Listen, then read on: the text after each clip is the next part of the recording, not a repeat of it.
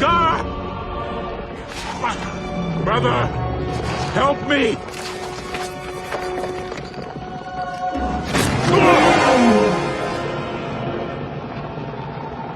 Introducing the new ability, Companion.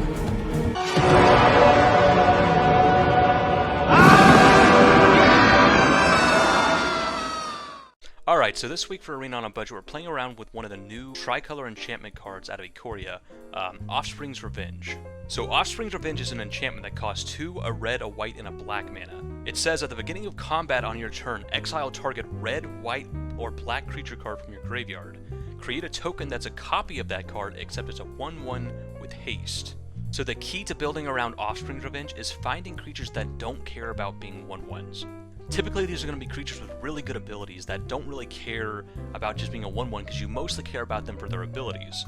And also, being able to take advantage of the haste is pretty key. So the best, biggest, baddest thing we can bring back with our Offspring's Revenge is Drakuseth, Maw of Flames.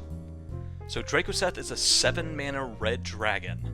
He's got flying, and whenever Drakuseth Maw of Flames attacks, it deals 4 damage to one target, and then 3 damage to any other 2 targets.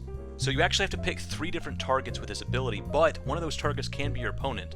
So Drakuseth checks all of our boxes. It doesn't really care about being a 1/1, because what we really care about is its fire-breathing ability. You know, being able to blow up 3 things, you know, deal 4 damage to one creature, 3 damage to 2 other creatures, or blow up a planeswalker with 4 damage and deal 3 damage to 2 creatures, or hit our opponent in the face for 4, and also ping down 2 of their threats. You know, just we can spread this damage across however we want, and being able to spread across 10 damage is the key part of Drakuseth. The 7/7 body is nice, but what you really care about is that ability.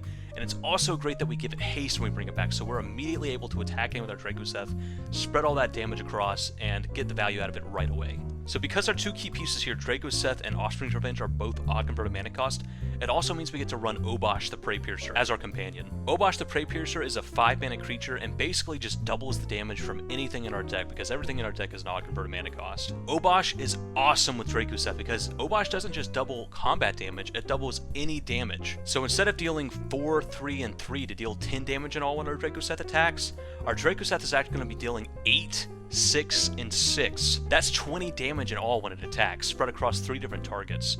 We should be able to kill just about anything, and dealing 8 damage to our opponent's face is insane. So that's the primary combo we're trying to set up. Get Drakuseth in the graveyard, get Offspring's Revenge on the battlefield, and then cast our Obosh to just deal tons of damage to our opponent, snipe down their whole board with Drakuseth, maybe deal, 8, 9, 10 points of damage to their face out of nowhere with our Drakuseth. Really powerful combo if we can get it off. So our primary plan for filling up our graveyard then is going to be Gorging Vulture. Mills is for 4 when it enters the battlefield, which is a lot, and also can gain us some life back against some more aggressive decks. And then, importantly, it's something we can also bring back with Offspring's Revenge. So a pretty common play pattern in this deck is play Gorging Vulture on turn 3, mill over some stuff, chump with it, trade with it, whatever, and then when we get it back with Offspring's Revenge, that means we've effectively milled 8 cards out of one of these Gorging Vultures, gained a good chunk of life, and so pretty good card with our Offspring's Revenge. We're also running Discovery. Discovery, it's front half, which is the only half we're going to be casting. We don't have the blue mana to cast Dispersal. We only have Discovery. So for us, it's always going to be a 2-mana spell, but it's great because Obosh actually looks at the combined converted mana cost. Like when you're putting this in your deck, you look at both the converted mana costs combined. So this is actually a 7 converted mana cost card. But for us, it's actually a 2-mana card, which is great because Surveil 2 lets us fill up our graveyard, and it's also something we can do on turn 2, which is kind of key with Obosh decks, is you typically want to find some way to actually be doing something for 2 mana, something to do on turn 2 that's not just like playing another 1-drop or whatever. So Discovery is another great way for us to get stuff into the graveyard. We also have some ways to loot stuff into our graveyard with Honor the God Pharaoh and Merchant of the Veil. Merchant of the Veil is just 1 mana, instant speed, discard a card and draw a card, pretty good. Honor the God Pharaoh, we're only running a couple of those because it's a lot clunkier than Merchant of the Veil. We actually only have 4 copies of Offspring's Revenge. We don't have any way to search it. We don't have any way to get it back from our graveyard, so we need to find it, right? So we need ways to kind of churn through our deck with Honor the God Pharaoh, Merchant of the Veil, draw a bunch of cards, and eventually find our Offspring's Revenge that we're kind of built around.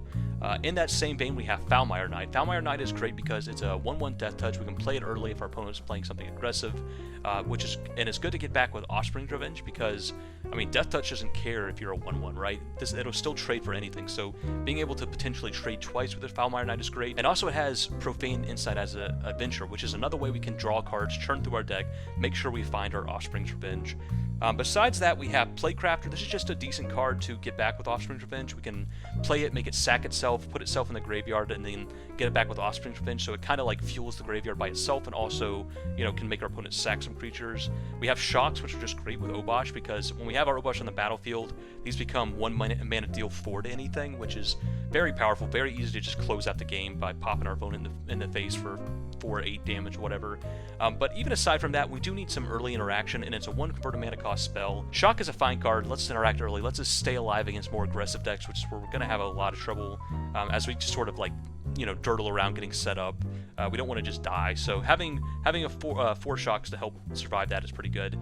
Grey Merchant of Asphodel is another great thing to get back with Offspring's Revenge, because again, it doesn't care about being a 1/1, you want it for its enter the battlefield ability, so it's a good way to sort of like give us some reach to close out the game. If our opponent, you know, has like 7 life left, we can kind of fill up the board with Gorging Vultures or Playcrafters or Foulmire Knights, and then just get back a Grey Merchant to gain us some life, keep us in the game, and maybe even just like drain our opponent out of the game pretty quick. One of Sir Conrad, also really great in our deck because it actually does damage. It doesn't make our opponents lose life. So if we have our Obosh on the battlefield, it actually doubles up the Sir Conrad triggers.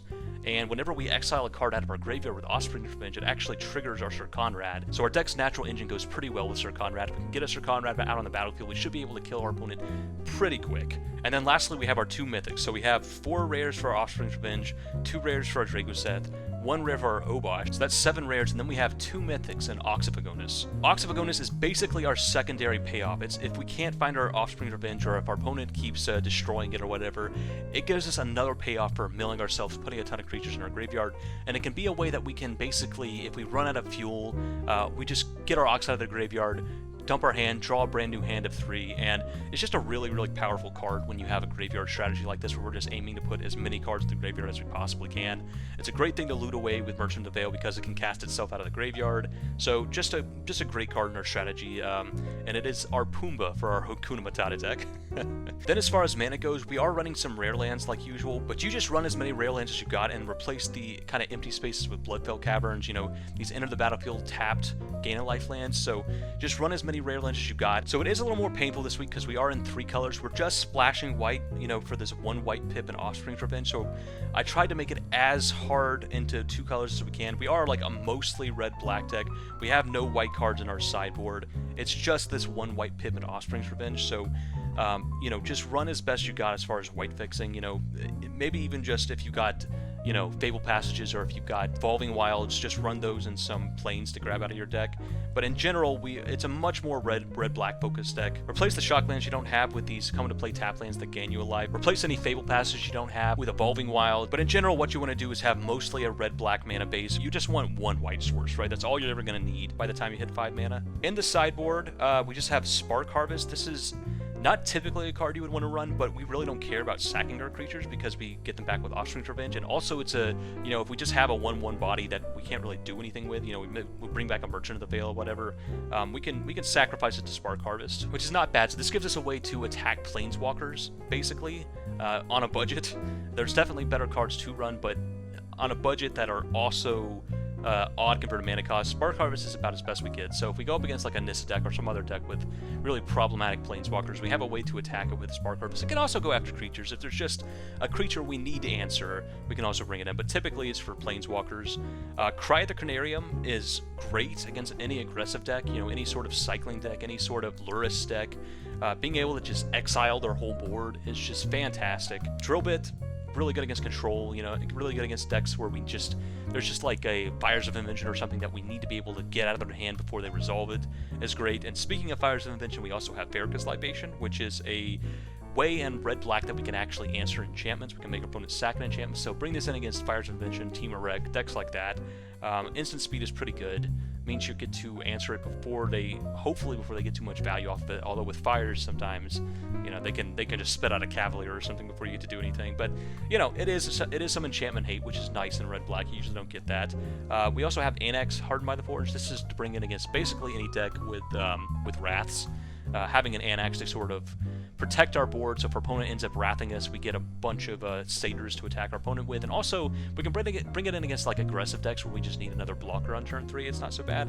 And then Ashiok is pretty interesting. Ashiok is great against any sort of graveyard focused deck, you know, like cycling, where they want a bunch of cards in their graveyard to ding you for a bunch of damage with their big burn spell, or Luris, where they want to fill up their graveyard to get stuff back with Luris. You know, anything that's kind of relying on their graveyard, Ashiok's pretty good. And also, it has the added benefit of being something that fills up our graveyard too while it attacks our opponent's graveyard. And also it can randomly hose if our opponent has like some search lands like Fable Passage. You can randomly hose them because it'll prevent them from searching with their Fable Passage. But in general, it's just to attack graveyard decks, attack Lourdes decks and stuff like that, while also filling up our graveyard. So if you do go up to Ashiok, you can actually go down like an Honor the God Pharaoh pretty easily, because it's effectively, you know, another way to fill up your graveyard, which is what Honor the God Pharaoh is for anyway. And so that's going to wrap up the deck tech of our budget Hakuna Matata Mardu deck. So we'll hop into the games here in a second, but we are going to have a section at the end of the video where we talk about potential upgrades. This is just if you want to spend a few more rare or mythic wildcards to make the deck a little more powerful, or if you already have the rares and mythics we'll talk about, you can just slot them in, slot some of these like commons and uncommons out, and it'll make the deck more competitive. We'll talk about that at the end of the video, but first let's just hop into the gameplay, and yeah, game 1, here we come. Alright, playing some budget Hakuna Matata. And, yeah, we'll keep this. We've got some early interaction in the form of these shocks, and we've also got some later interaction in the form of this Playcrafter. But for turn 1, we'll just play the tapland and get it out of the way. Get our shocks set up for following turns. Okay, not a bad draw. And we just... do we want to run out our dude? I don't think so. So, we'll just play a swamp here. Okay, opponent's on some kind of Jeskai deck. Yeah, I think we just start looting here. I guess we loot away this Valmire Knight. I think I'd rather keep the Playcrafter in hand. Okay, alright, got another land, and also got our build-around card here, our Offspring's Revenge. Okay, opponent just shocks our 1/1. Okay, sure. Not too worried about that. Maybe some kind of Jeskai Flash deck? Yeah, okay. We'll just run out the Honor the God Pharaoh. Let's see if they counter it. Sea Dasher Octopus. Okay. So it is some sort of Flash deck. Yeah, we'll play the Temple here. Well, these shocks should hopefully be pretty good against this deck. We are just going to chump here to stop them from drawing a card. For sure. But hopefully these shocks will be able to keep their octopuses under control. 1 mana interaction is kind of the key. Lord Drakuseth. Okay. That's pretty good. Okay, now I can see why they were pretty okay with shocking this the 1/1, because they were going to be able to get it back anyway. Alright, so our opponent does take down our creatures here, but we do have an answer here in the form of Playcrafter. We can just get this scary threat off the battlefield. So run this out, run out our Playcrafter. They shouldn't have anything at 1 mana, unless I get to like flash in that pirate. Okay. Alright, that's good, that's good. We got that really scary threat off the battlefield, and we can leave up a shock even if they run anything else out. But next turn we have enough mana to get to our enchantment, our Offspring's Revenge. Start pulling stuff out of our graveyard, potentially. Although, it might not be the wisest to tap out against this flash. Well, okay. Well, I think we will now. we can play Offspring's Revenge, get back our Playcrafter, and just start getting rid of the threats, you know? Playcrafter's been pretty good against this deck. Go to combat, get back Playcrafter, make our opponents sacrifice their Lord Drax before they can get anything back with it.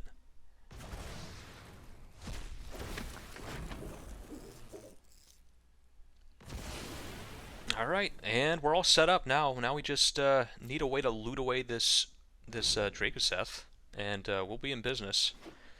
If we draw our 1 mana loot spell, we can actually Drakuseth plus Obosh this turn. Well, alright. I think because we didn't, we'll just run out this Gorging Vulture. I think we'd rather play this and leave up some shocks than just play Obosh and get it countered. Okay, opponent's got a shock too. Alright. We'll mill a bit, see if we get anything good. Drakuseth would be awesome. Let's see if we get it.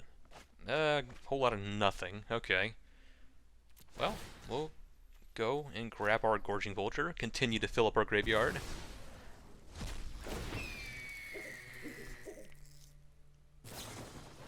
Opponent runs out at C-Dasher Octopus, okay. I don't know why you do that in our main phase 1 instead of the instep, but that's fine. And we just won't attack, we'll leave it back as a blocker. And what we'll do is we'll actually shock it on their upkeep, so that way, if they counter this, they gotta use mana on their own turn. And, okay, so the God's willing, but we can shock it again, get it off the battlefield, and this should, oh god, do they have, okay, alright, so they had two ways to protect their their octopus here, alright, well that's pretty good, that does save it, and we're not going to be able to kill it either, because it still has two damage before it'll die, but I think we probably will just chump it here just to stop them from drawing a card. I mean, if we can, if they give us the option to. Yep, we'll chump.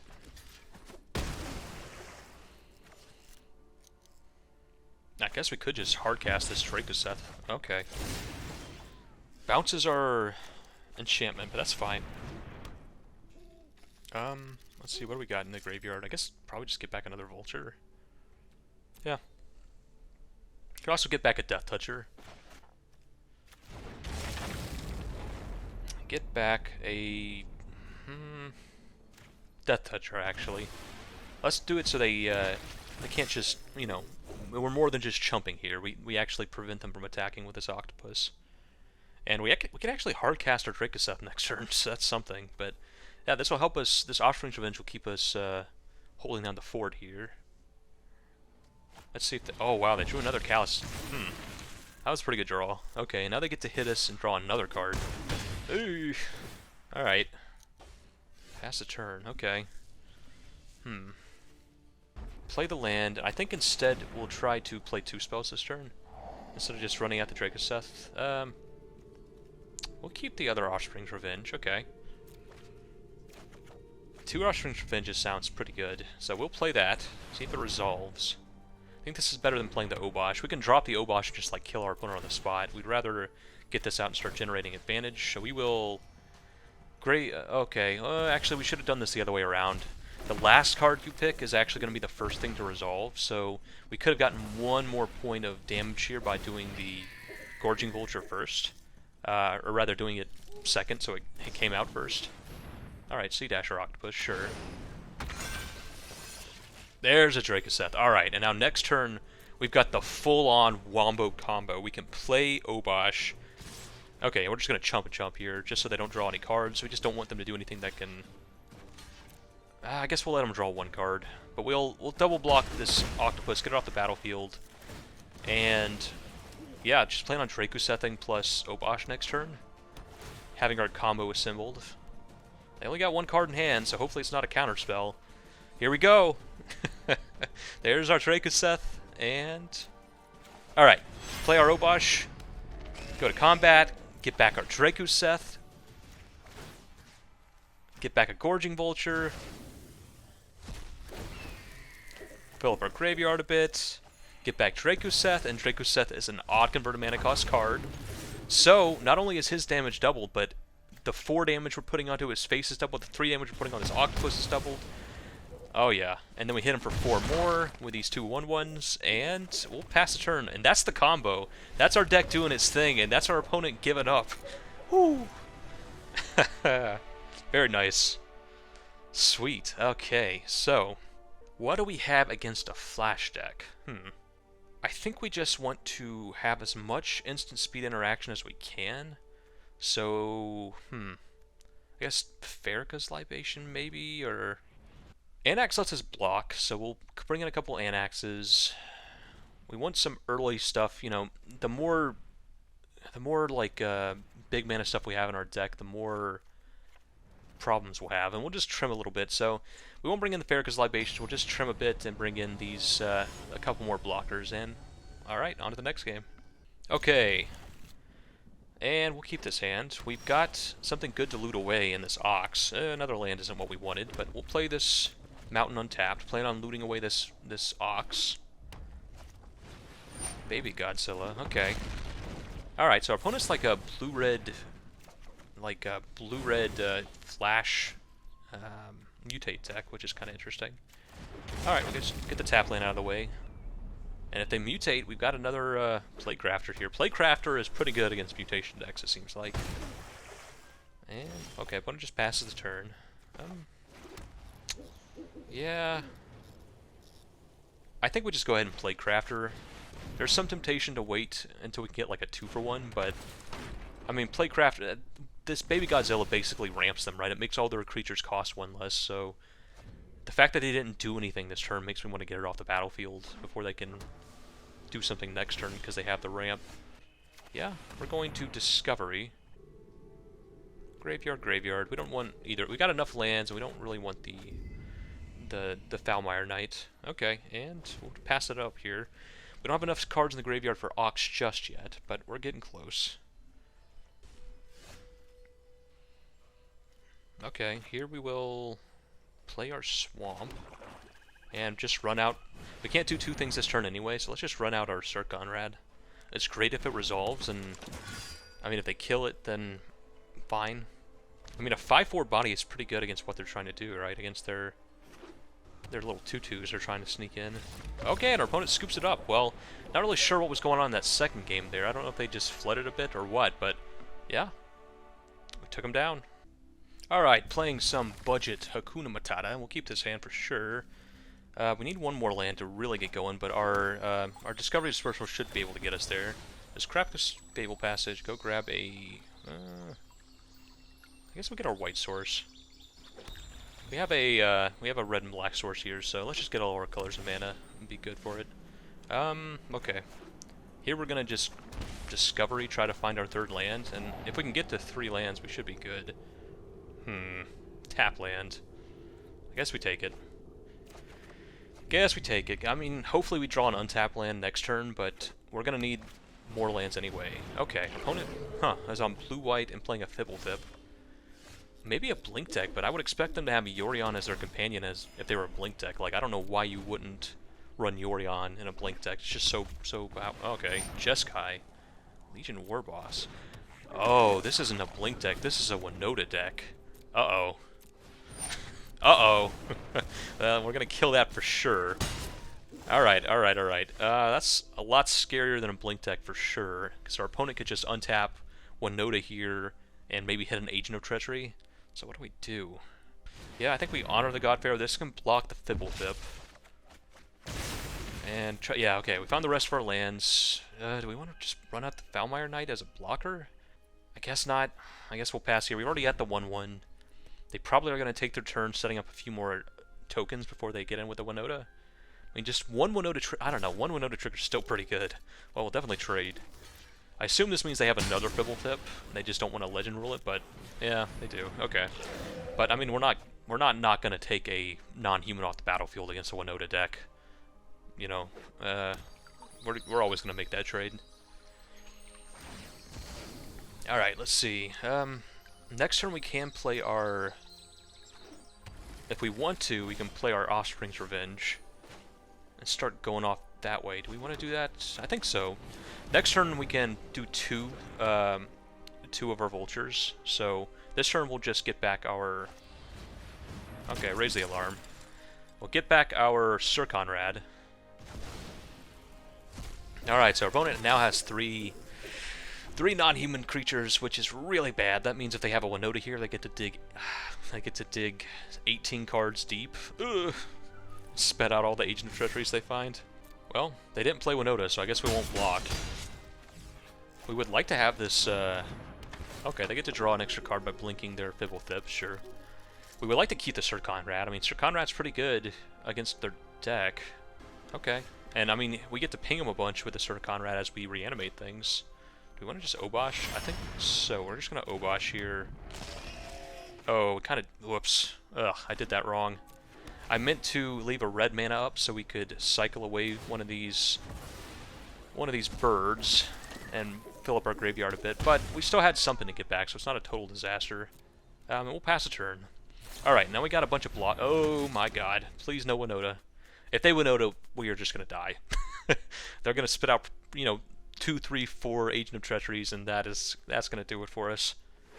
All we can really do is hold back. Okay. Okay, Bone Crusher Giant. That's not a Winota, so anything that's not a Winota we're feeling pretty good about. Ooh, another one. We got nothing in the graveyard right now, so I think we probably just want to set up our graveyard a bit with this Gorging Vulture. We can double Gorging Vulture here. Ooh, Ox is pretty good. We don't want to Ox this turn, but future turns it'll be pretty good. Alright, and we'll get back... Do we want to Ox? No. Get back Plaguecrafter. Just start taking their non-humans off the battlefield as much as we can. Sack our bird, because we'll want to get this back next turn. Just pass the turn, I think. Okay. Still scared of a Winota. We just need to start clearing our opponent's board as best we can. Okay, opponent's just hard casting the Agent of Treacheries, sure. Still not very scary. I think we will get this giant off the battlefield and again just get some non-humans off the battlefield as best we can. And then we're just getting hit for, let's see, 1, 2, 3, 4, 5. That's not too bad. Especially because now we get to untap, play our Offspring's Revenge. Yeah, play our Offspring's Revenge. Go to combat, get back a Gorging Vulture, get back a Gorging Vulture, fill up our graveyard. Still no dragon yet, but let's mill 4 more, gain some life back as well, which is... Okay, there's our dragon. And we will play this untapped, and yeah, get in there, Pumbaa.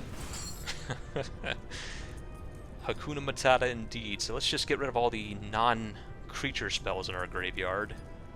These are all pretty much free. We have no way to recur these, so anything that's not a creature goes. Yep. Oxygonus. Put some more cards in our graveyard to reanimate. Well, okay. Let's see what they got. They could have some ways to blink. I mean, like if they have a Charming Prince, they have another Agent of Treachery. Both of those ways they could blink to steal our little reanimation enchantments, our Offspring's Revenges. Oh, there's another Agent of Treachery. Yep, they get back Giant. Or, no, they get back their Goblin, sure. That's pretty good. They don't get to make any tokens this turn. Okay, they're getting in with their Agent of Treachery. That's a human, so we're not too worried about that. Let's see what else they attack with. Just the, Alright, we'll just let it go. We don't really care about a human being on the battlefield, and I don't know if they have a way to get it back. They can't get it back with our enchantment. Our enchantment only gets back red, black, and white creatures, so they might maybe think that they can, but they cannot. But we do get to Drakuseth here. Get back our Drakuseth. And who do we want to attack with? I guess we would just attack with our Ox, attack with the Drakuseth, leave the rest back. And we'll just blow up a bunch of non-humans. Oh wait, oops, I did not mean to click that. Okay. Blow up a lot of non-humans to, you know, if they do draw Winota, we just want them to have as few non-humans as possible. Don't really care about their human creatures all that much. See how they block. I mean, if they do double block our Ox and kill it, we're fine with it in the graveyard. Okay, they're just gonna chump with their Agent of Treachery. Sure. I think they think they can get back their Agent of Treachery with our enchantment, but they actually can't. It's not any creature. It's only red, black, or white creatures for Offspring's Revenge. But we will just bring Pumbaa back out. Just exile anything that's not a creature. Lands, discovery, land. I think we actually have to exile at least 1 or 2 creatures here. Get our other Drakuseth in the graveyard where it belongs. See if we draw anything else. Do we just Ox? Yeah, let's just Ox again. We really only need this Drakuseth, right? The rest of it can go. Yep. Exile, and exile everything except the Drakuseth. And we will get some other creatures in the graveyard from our hand, or at least one, for this Foulmire Knight. We just want to put as much damage on the battlefield as we can. We don't want them to have a chance to play Winota here and just crush us. So we're just going to, as much as we can put on the battlefield, we're going to put out there.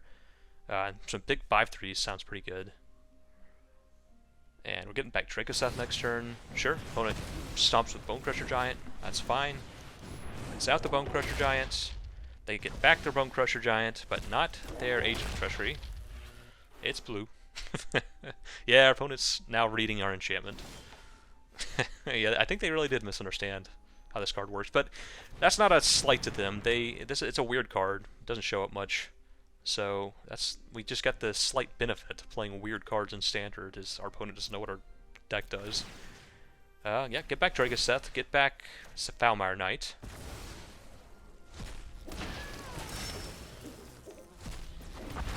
And what do we... Yeah, just attack with everything. Maybe leave back the Death Toucher, but attack with everything else. We get to blow up a bunch of creatures here. So, again, we're going to go after the non-humans primarily. So, just get rid of all of these. So if they draw Winota, they get one trigger off of the Obosh, but nothing else. Sounds good to me. They might feel pressured to, like, block here. Yeah, okay, they're just going to double block. But we're okay with that. Having Ox in our graveyard is actually great. It allows us to keep grinding out card advantage.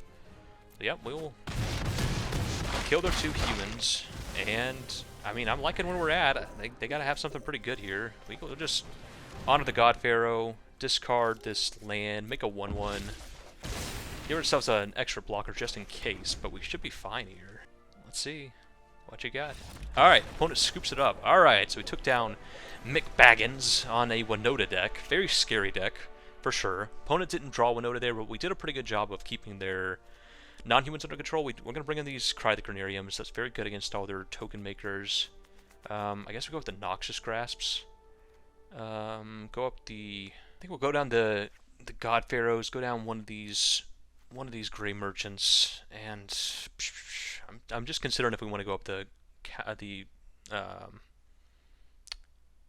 discard spell or not, but I think we won't. I think we'll cut a couple Shocks. Shocks don't seem super good against this deck that's trying to just make a bunch of tokens and spit out Agent Treacheries, so we will submit like that.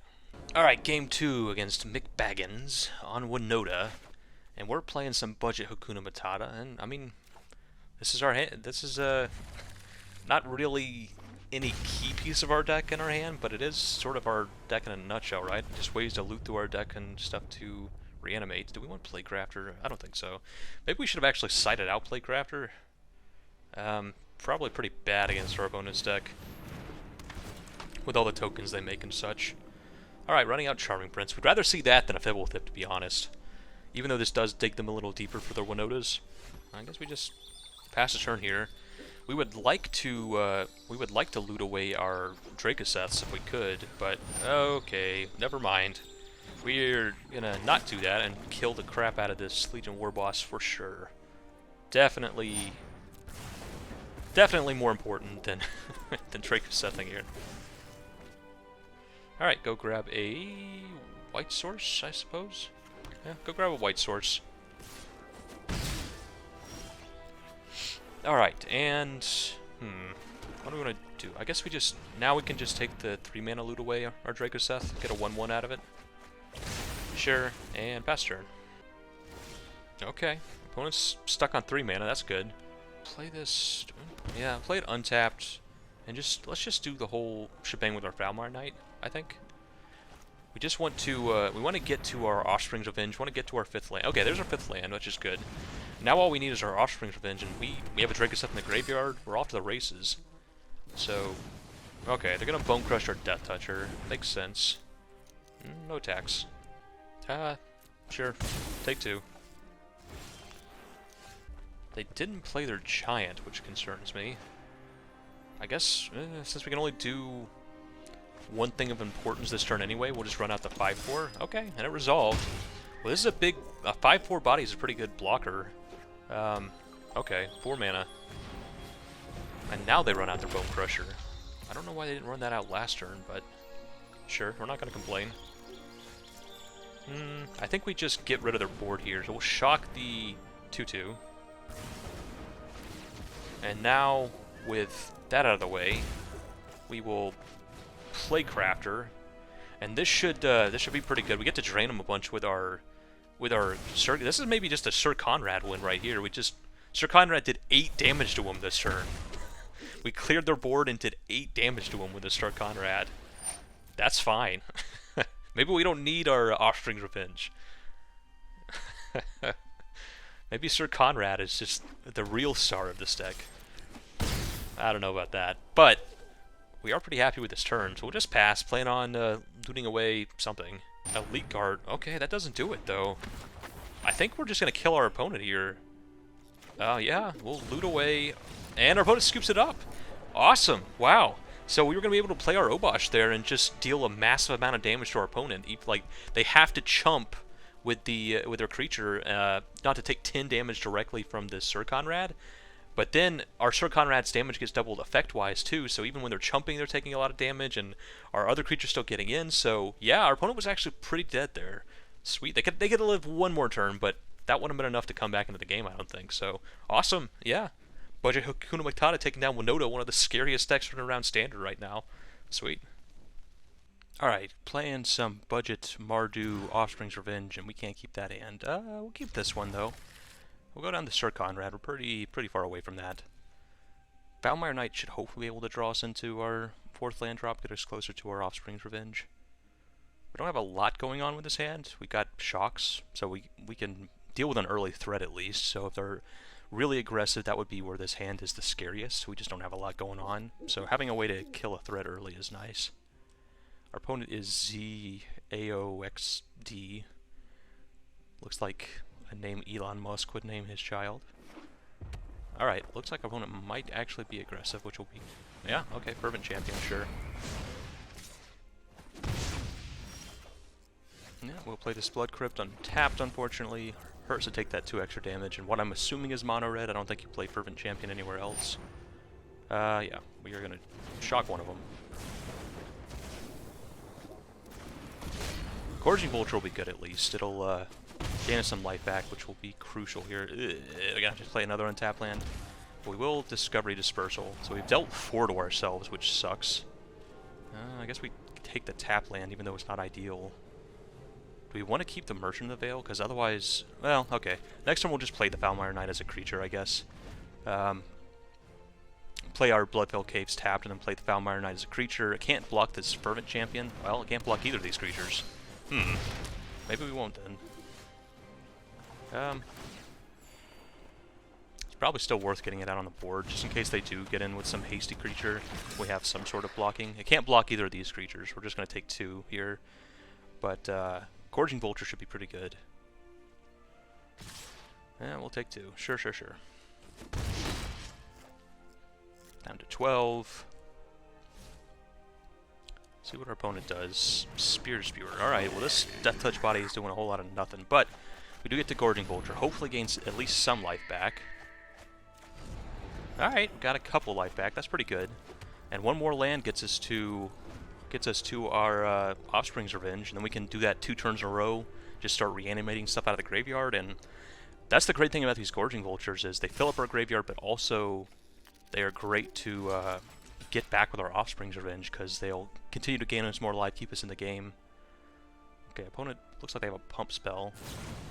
Sure. We're okay with that, though. That means they're probably doing nothing else this turn. They seem to be stuck on 1 mana. Alright, and we actually drew the land, so here we'll just pay 2 life. We have dealt ourselves quite a lot of damage here, but we're okay with it, because now we get to Offspring's Revenge. And this should be pretty good. Yep. Get back a... There's a Gorging Vulture. Just try to gain some more life.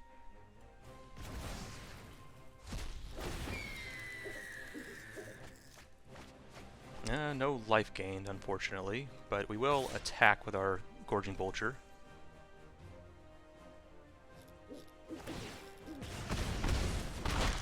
Yeah, these 1/1 first strikers are actually pretty good against reanimating a bunch of 1/1s, but okay.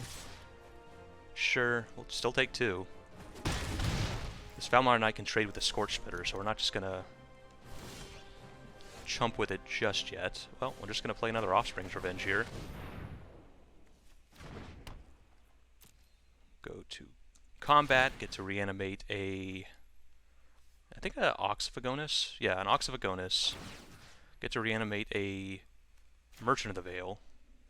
So Oxyphagonus will fill up our graveyard a bit.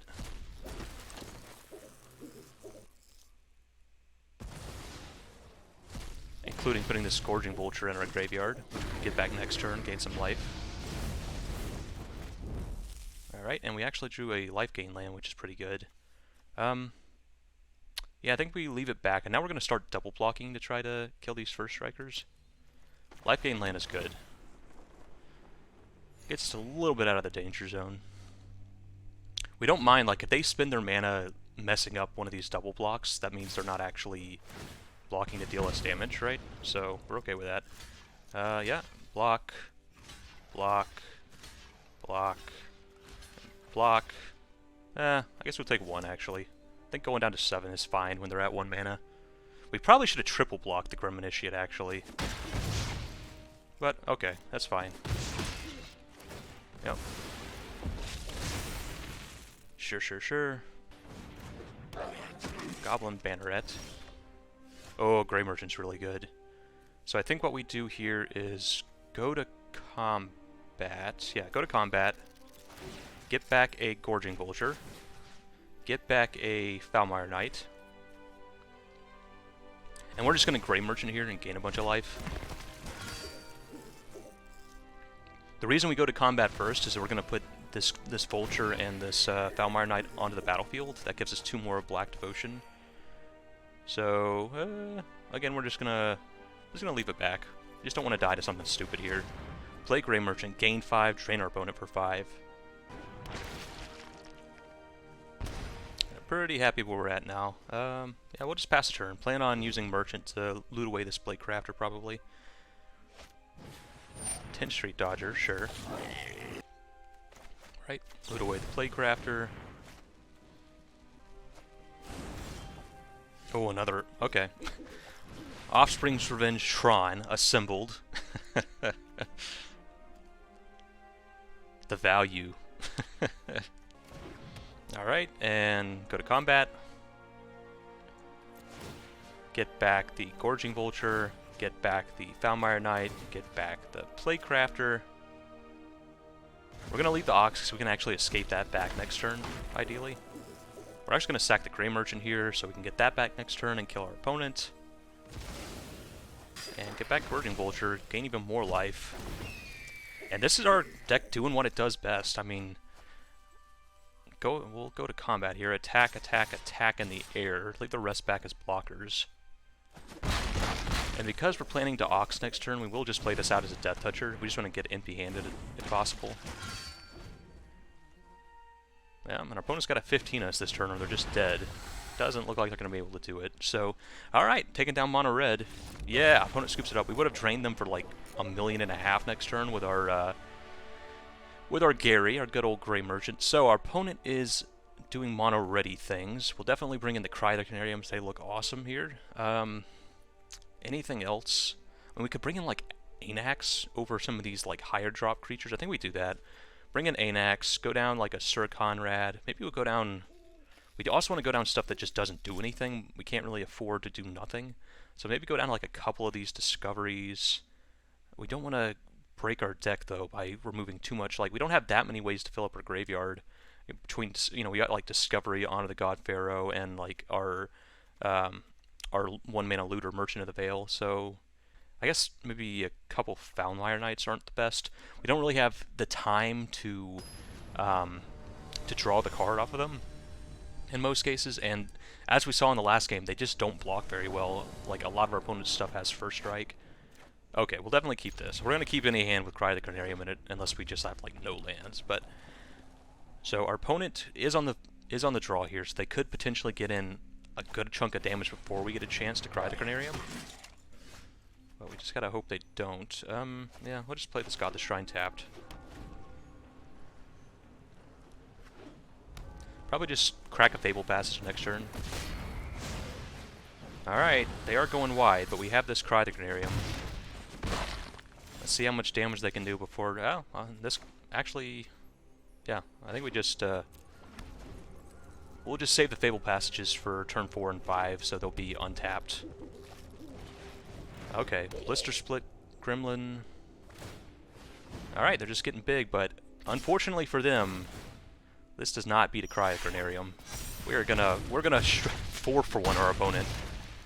Which even against mono red, you know, that doesn't care too much about card advantage, they're just all about speed. It's still pretty good. They got us down to 9 though, to be fair. We get to regain some life with Gorging Vulture next turn, but they did get us down to 9, which is not good. Okay, opponent runs out of Rimrock Knight, sure. We'll just Gorging Vulture. We do have this Grey Merchant to gain some life back. Oh, a second Grey Merchant in the graveyard's good. That means we can Offspring's Revenge next turn and get the Grey Merchant. We don't have to make the choice between the two. Alright. Well, opponent scoops it up. Yeah, they couldn't win because we're gonna Offspring's Revenge next turn, gain 2 life from our Grey Merchant, and then we'll have a 1/1 to block these. So, well, our sideboard sideboard card took it down that game. Game 1, we just we were able to just set up like the best thing we could do, just a bunch of Offspring's Revenge, getting back a ton of value every turn. And yeah, they just weren't able to kill us through all the life gain. And then game 2, good old Cryotachnarium. That's when you 4-for-1 your opponent, pretty hard to lose from that position. Even they did get us down to 9. They did get us down to 9, so they did have a good start. But that Cryotachnarium was just too backbreaking. They weren't able to recover. So sweet, beat mono red, one of the better decks in the format right now. So sweet. Alright, playing some budget Hakuna Matata against Nazca. Some Offspring's Revenge, and I guess we keep this. We can play our Savai Triome turn 1, loot a bit with Merchant turn 2, and then start Gorging Vulturing from there. And eventually we should get to our Revenge in hand. I mean, really, we only have 4 copies of Revenge. We have a lot of ways to dig through our deck, but you know, if we don't have it in our opening hand, there's always a chance that it's like all 4 copies are at the bottom of our deck, which is not ideal. Not very likely, but also not ideal. Our opponent might be on a flash deck. Kind of seems like it. Could also be a control deck, I guess. Definitely gonna just loot away the Sir Conrad. If it is a flash deck, it's not the best matchup for us main board. We do have some good stuff in the sideboard, but main board, I mean, the problem is they can just hold up counters for our Offspring's Revenge, and the rest of our cards aren't that good. Well, Gorging Vultures for days. Gorging Vulture. Like, so much of our deck is built around Offspring's Revenge that if they can just hold up a counter for our Offspring's Revenge, then they really don't have to worry about anything else quite as much. Let's see if they counter this. They might just run out the 2/1 with Flash. That's the scary card for us, is that 2/1 with Flash. Because if they can just run that out now and just hold up counters for the rest of the game, it's not the easiest thing for us to beat, especially with no interaction in hand. Let's see if they got it. They should. They mulligan, so I imagine they probably mulligan for it. Okay. Well, Brazen Borrowing our Gorging Vulture, that's fine. We don't care about that. This definitely looks like a flash deck, though. Which, again, is not the best thing for us. We'll play this tapped. Play Gorging Vulture. Mill ourselves again. Like, we're okay with this. And there's no chance they'll actually tap out, but eventually, maybe we can exhaust them of counter spells and then run out this Offspring's Revenge. Okay. Opponent's just going to counter Hypnotic Sprite. We don't mind having our Gorging Vultures in the graveyard is the thing. Sure. Alright, I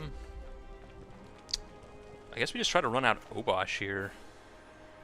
Again, we're just trying to run them out of counters, so if we force them to counter our stuff instead of actually advancing their board, we're pretty happy. And next turn we can do 2 spells. Okay, Essence Scatter, sure. Next turn we can go Gorging Vulture plus Gorging Vulture to kind of force them to answer 2 things. And eventually they're just not going to have the counter for this Offspring's Revenge, and we should run away with the game once we get that down. Ugh, milling 2 Offspring's Revenge. Not ideal. Not ideal at all. We don't really have a way to get them back, unfortunately. Sure. Well, there goes all of our Offspring's Revenges. Wow.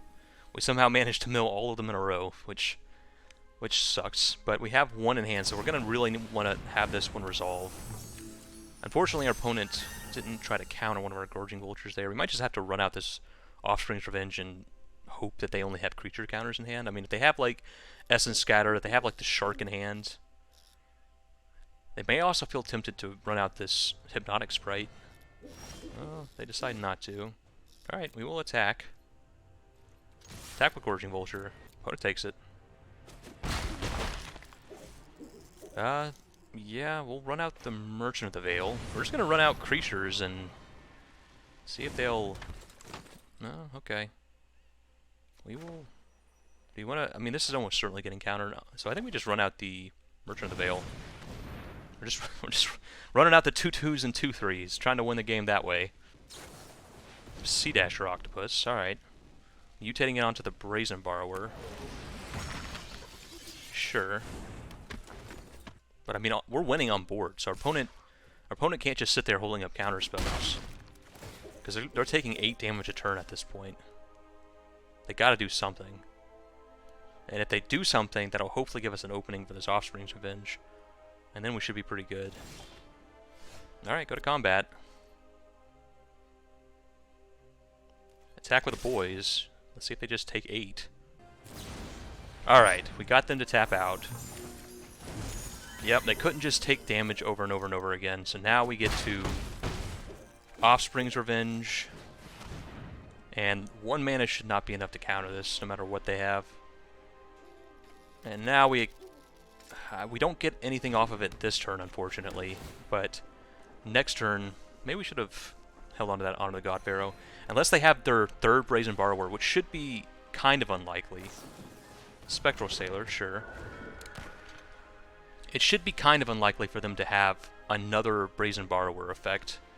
They've already done 2, and they're only... Let's see, they're only 15 cards deep into their deck, so having 3 Brazen Borrowers in the top 15 cards of their deck is really unlikely. So hopefully we get to untap with this Offspring's Revenge. And Brazen Borrowers should be the only thing in their deck that can actually get Offspring's Revenge off the battlefield, I think. Let's see what we got in the graveyard, actually. All the Offspring's Revenge in a row. Okay. Oh, Shock's not bad. That means we can kill this Brazen Borrower. We're actually going to try to Gorging Vulture pre-combat. See if we can get a Drakuseth in the graveyard. Would be pretty nice. Okay. There's an Ox. Alright, no Drakuseth, but we will go to combat. Get back I guess an Obosh. Double up the damage from all of our creatures. Put them under a lot of pressure. It also makes the Shock a deal 4 damage spell. Attack with everything except our Obosh. And opponent scoops it up. Alright. Ooh, okay, so Mono Blue Flash. Definitely not the easiest matchup in the world for us. We want instant speed interaction if we get it, but we don't really have all that much. Like Farrakhan's Libation, maybe? I guess we go up a couple Farrakhan's Libations. I want to go up Cry the Carnarium, but the problem is they do it on our turn, so I don't know how good Cry the Carnarium actually is, because I can just leave up counters for that.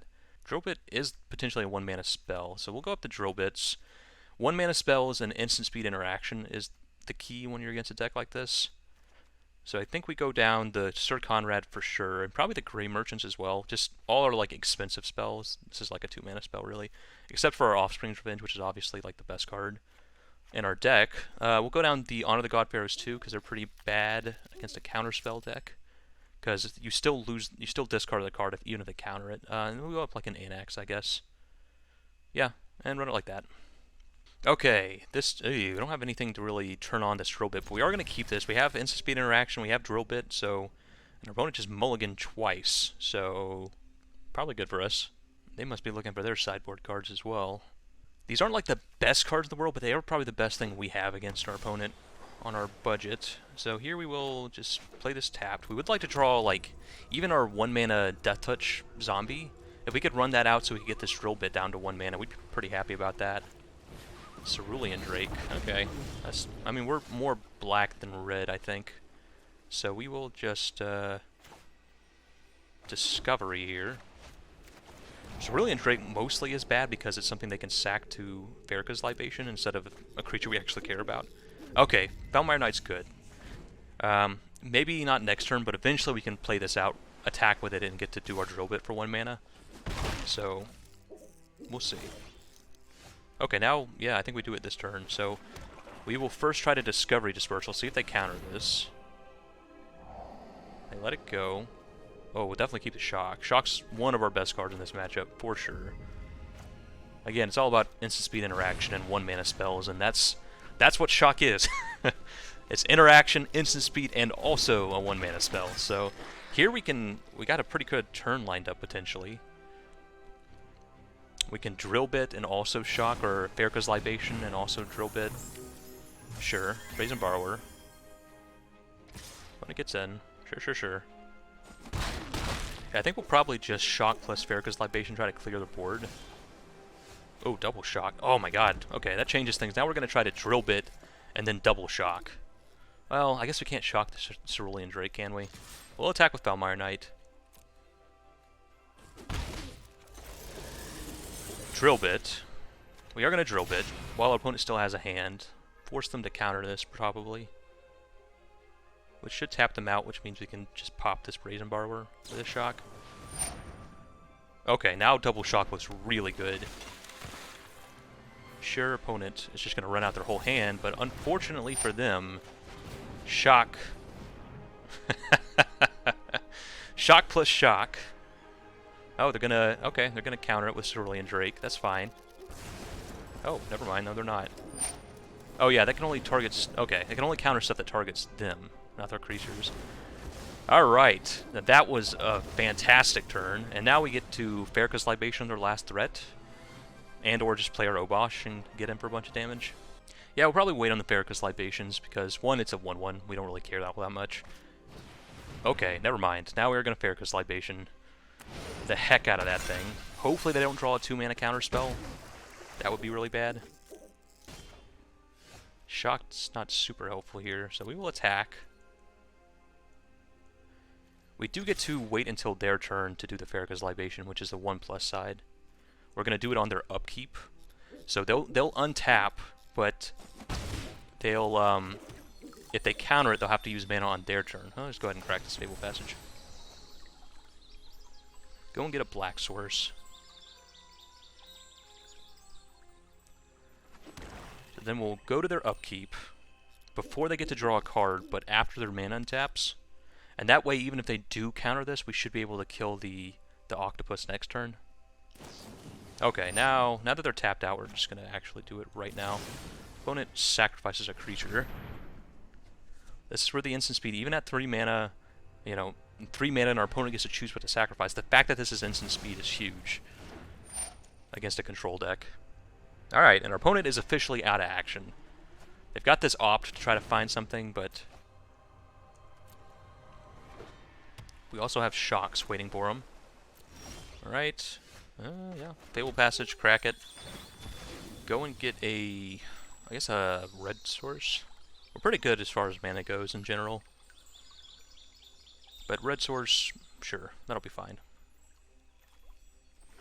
Try to run out our Obosh here, see if it gets countered.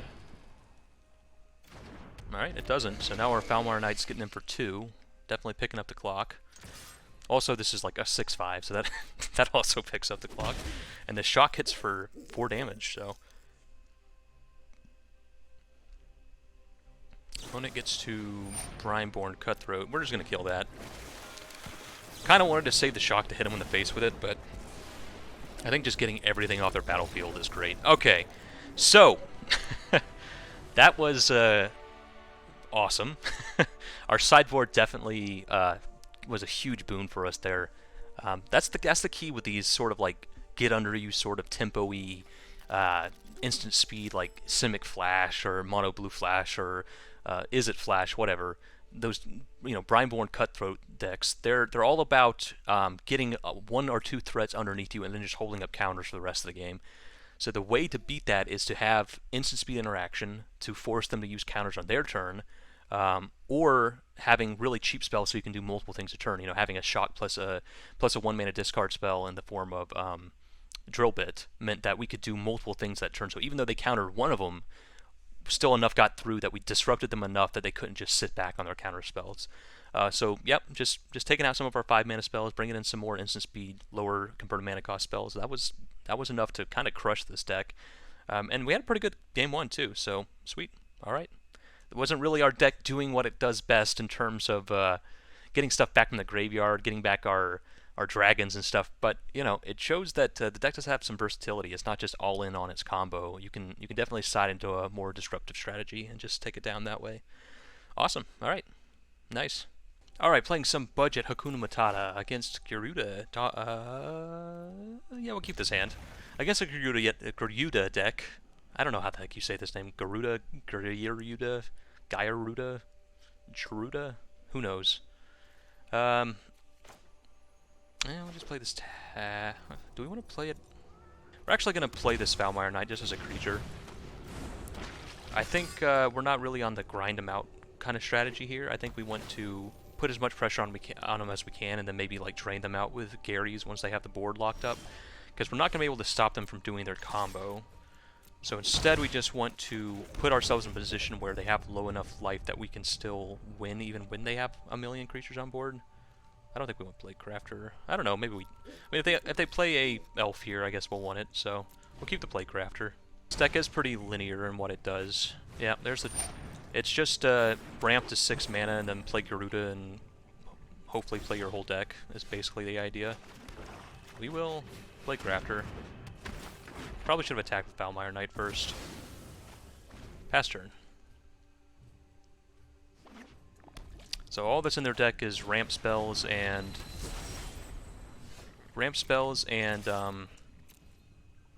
copy spells. That's it. Oh, alright, we're just putting as much damage on the board as we can, like I said. Okay, and play this Blood Crypt tapped. Don't think we want to just shock randomly. They don't have 6 mana, so they can't cast their Garuda. Okay, they're gonna play the Thassa, sure. Sure, that doesn't really change anything. Okay, and we get Fable Passage. We're just going to go for it here. We're going to try to put ourselves in a position to kill them. They're going to combo next turn, but we're going to try to put ourselves in a position to win in spite of that. So we're going to Obosh here. Get in for a bunch of damage. Opponent has to... Well, they don't have to... Okay, opponent just takes 10, and I mean, they're dead to a shock. If we can just shock with Obosh, they're dead. We don't even have to get in any damage. Alright, and our opponent does Geigen here. Let's see. I saw at least, yeah, Dream Eater to bounce our Obosh, I'm guessing. Okay, but if we draw a land, we still get to just Obosh. Actually, they're at 2, so we can just shock and kill them, because they had to take 2 damage here, so... Sure. And we got there. Alright. Whew. Sure, opponent gets to Geigen again, whatever. Unless they get something that gains them life, we don't really care. Okay, they got copy effect, sure. So they're just gonna play like through their whole deck here. But again, as long as it's not something that gains them life, it doesn't really matter. Alright, and Badow. Alright, and that's how we beat Garuda. We just had to get in as much damage as we could to put ourselves in a position, because you can see the board they had there is kind of unbreakable, right? So it's just a matter of us trying to do enough damage that when they set up that board that's unbreakable, we can still win. So here, I wonder if Ashok is even worth it. I guess not. Spark Harvest is not the best, because the damage is kind of already done. I guess we go up to Farrakhan's Libations. We need instant speed interaction. Farrakhan's Libation can also snipe the Thassa's, so that's pretty good. I don't think Ashok actually does anything against our opponent's deck, unfortunately.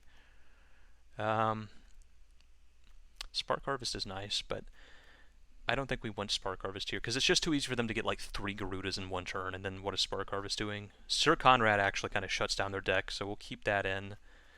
And we'll go down maybe one shock, maybe a couple shocks. I mean, it was okay there because we could burn them out, but in general, I think it's not going to be great. Go down maybe 1 Gray Merchant. Well, we do want some reach. Maybe go back up the shocks. Okay, go down a couple of discoveries. Go down a Death Toucher and run it like that. we could go up Drill Bit here, but there's not really a reason to, right? They're always going to have Garuda, and all their deck is just ramping into Garuda. So why are we gonna, you know, we might pull a Thas out of their hand at best, but I mean, if they can just Garuda us, it doesn't really matter.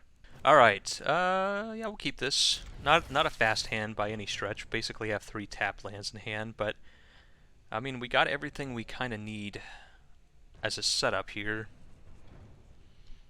Yeah, it's not the fastest hand, and definitely being on the play is, or them being on the play is much worse, because it means they're going to ramp off to infinity and beyond here. Okay, Malice is good. Let's try to scry. Okay, Playcrafter, we'll keep that. You can hopefully snipe some of their ramp with this Playcrafter. Caves, I guess. And pass turn. Plan on looting with this merchant. Probably just looting away, I don't know, like Honor the God Pharaoh or something. Okay, opponent plays Humble Naturalist. Okay. We will loot away the Honor. Ugh, we would really like an untap land. We have just drawn like all tap lands here. Well, fortunately, this means our opponent does get to ramp here, which is not great for us. If we were able to play this Playcrafter, because the problem is they could have like... Ugh.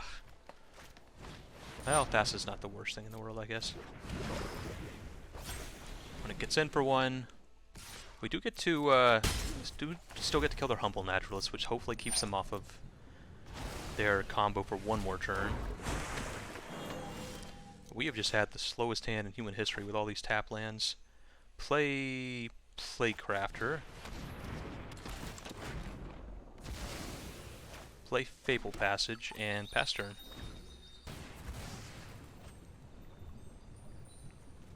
Yeah, we haven't done a good job at getting in damage this game. We just haven't done anything, really. Okay, well, Offspring's Revenge. We can't make them sack an enchantment with it, unfortunately. I think we actually run out the Obosh. Run out the Obosh, pass turn. And, I mean, the problem here is there is stuff they can reanimate that can just kill our Obosh, stuff like Kogla. But I think we just gotta... Oh, wow, they don't have another land. We actually disrupted them enough that they aren't gonna be able to combo off here. So, still not really a good time for Playcrafter. I guess we just... Gorging Vulture here.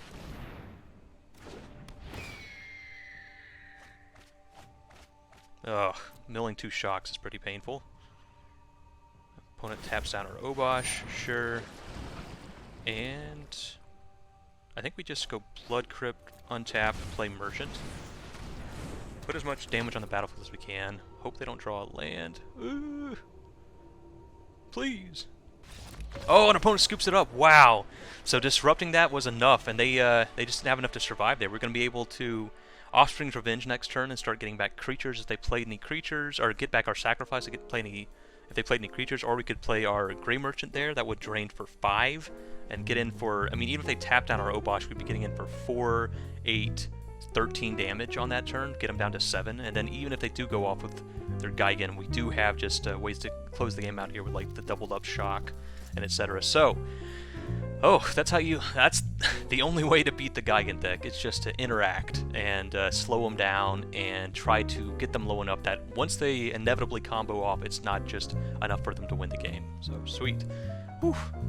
Didn't really do our combo so much that game, but we did have some fun, so on to the next one. Alright, so this deck was awesome. Offspring's Revenge was a great build around, and the deck was, I mean, when we got our combo off with Drakuseth plus Obosh, it felt just unbeatable. You know, just dealing 8 damage to our opponent's face and blowing up their whole board. Pretty great stuff, but now we're going to talk about some potential upgrades you can make by spending a few more mythic or rare wild cards. And the most obvious of this, I think, is we could really use some more removal. Murderous Rider in particular really stands out as a card that would be great in this deck. It's an odd converted mana cost, it deals with planeswalkers and creatures, and it itself is a creature, so if we mill it over with our like Gorging Vultures or whatever, it is something we can get back with Offspring's Revenge. I mean, it's not great, right? It's just going to be like a 1/1 lifelinker, but that, I mean, a 1/1 lifelinker is a pretty good chump blocker, right? It can chump a big attack and gain us some life back, so it is a creature is the point. So bringing in some Murder Striders for some better removal would definitely be a big help in this deck. Cavalier Knight would also be great in that same regard. It's something that's great to bring back with Offspring's Revenge. It has a very good Enter the Battlefield ability, and it also gives us a great way to use those 1/1s we get back with Offspring's Revenge. Sacrifice them to Cavalier's ability to let us kill another creature. Cavalier's got to be fantastic in our deck, and the fact that when even when it dies, we get to return a card from our graveyard, so it just does pretty much everything we want it to do. So I would slot in like 2, maybe 3 Cavaliers. We can just go down like a Sir Conrad or whatever. You don't want too many 5-drops because we can kind of have the 5-drop slot pretty loaded here. Ox of Vagonis is actually more of a 2-drop. So Ox of Vagonis is more of a 2-drop, but we are kind of loaded up on 5-drops because we have this Obosh that we're always going to be able to play on 5, and because our build around card is also 5 mana, there is sort of a limit to how many other 5-drops you really want in a deck like this, right? I mean, ideally you're not going to cast this anyway, you want to loot it over and get it back with Offspring's Revenge, but definitely if you go up these like 2 or 3 Cavalier Knights, I would just drop the Grey Merchants and Sir Conrad and just be more of a value deck than a kind of drain them out deck. And Bedevil would be fantastic in the sideboard. Again, just a great removal spell for this deck, and also gives us a way to attack artifacts, attack planeswalkers, although, you know, Merge Strider in the main deck might just cover that, but if you've got some, putting them in the sideboard is pretty great, and bringing them in where it makes sense would be pretty good. Cavalier, again, just has a really great effect with Offspring's Revenge. It's kind of like Ox of Vagonis. It's similar, maybe even better than Ox of Vagonis, to be honest, because we can get back Cavalier as a 1/1. We get to discard our whole hand, draw an equal amount of cards, and whenever it dies, it's going to be pinging our opponent equal to the number of lands in our graveyard, which can be a pretty high amount with all the, you know, gorging vultures and all the looting we're doing. We can get quite a few lands in our graveyard, so it can just ping for like 5-6 damage randomly, and it has a pretty good activated ability, right? We can get it back as a 1/1, we can swing in with our whole crew, and then if our opponent doesn't block, or if our opponent does block, we can pay a bunch of mana, make all our creatures bigger, and yeah, really get kind of 2 different benefits out of Cavalier there. It's Enter the Battlefield ability and also its pump ability. I do think the black one is probably a little better, but I mean, maybe run both. Maybe run at least 1 copy of Cavalier of Flames, because it's a really good kind of finisher. Timurit Calls the Dead is a great way to fill up our graveyard. You definitely want to run this over like an Honor the God Pharaoh or something. Gorging Vulture, Gorging Vulture is nice. I gotta admit, I was pretty impressed with Gorging Vulture. Going in, I thought Gorging Vulture was basically our budget version of Timurit Calls the Dead. But being able to play Gorging Vulture, mill over 4, then it dies, bring it back with Offspring's Revenge again, mill over 4 again, it kind of like was a cycle into itself, being able to like mill 8 cards out of our deck out of just really 1 card.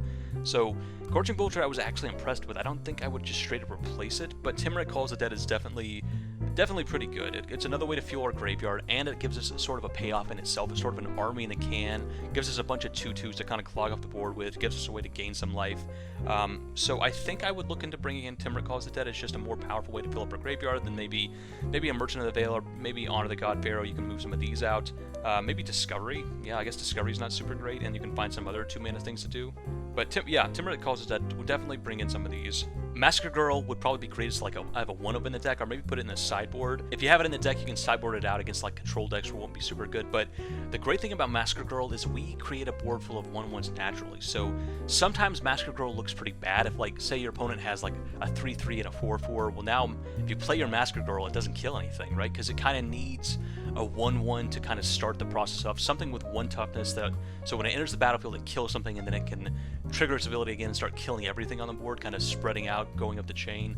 But our deck is almost always going to have 1/1s because we have Offspring's Revenge. It's just pumping out 1/1s. I definitely think there is a place for this, at least in the sideboard, against decks that you want to kind of... It's kind of like a board wipe that we can pull out of the graveyard or Offspring's Revenge, right? Definitely, maybe in the sideboard, maybe like a 1 of the main deck and then just sideboard it out when it's not good. It's a pretty good combination with our Offspring's Revenge. And finally, like always, if you got the castles, throw them in.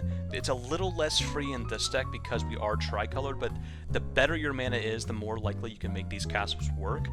Primarily Castle Lockwing, just a way to draw cards when we run out of action, is pretty good. This deck doesn't run out of action that quickly because we have like Ox Vagonises and other things to do that can kind of we weren't really seeing that we were running out of action all that often, but if you could just throw in like 1 castle, like, it's still great, right? Just to have the option of, if you do run out of action, you'll have this castle to kind of pull it back. But if you are kind of more on a budget mana base, if you don't have that many rare lands, if you are playing a bunch of tap lands without the, you know, the Triomes are great because they actually have the of the land types. That you can see it's a mountain, plain, swamp. So that actually is a swamp for our Castle Lock Dwayne. But if you don't have these, or if you're running more like Bloodfell Caves, and you just have more budget lands, then maybe don't run the castles. But if you have a pretty good mana base, if you feel like you can support them, then just throw in a couple of the castles, and they're basically free, right? If your mana is good enough. So just be a little careful with this. But if your mana is good enough, yeah, definitely run the castles. They're always great. Anyway, that's going to wrap it up for our budget Offspring's Revenge combo deck. The deck was a lot of fun. Being able to just double up the damage of Drakuseth was awesome. Just so much damage coming across. 20 damage, I mean, really 22 because you're doubling up the 1/1 body as well. So just so much damage out of nowhere, and the deck was a ton of fun. I hope you enjoyed watching because I sure enjoyed playing. And this has been 2D, and I'll see you next time.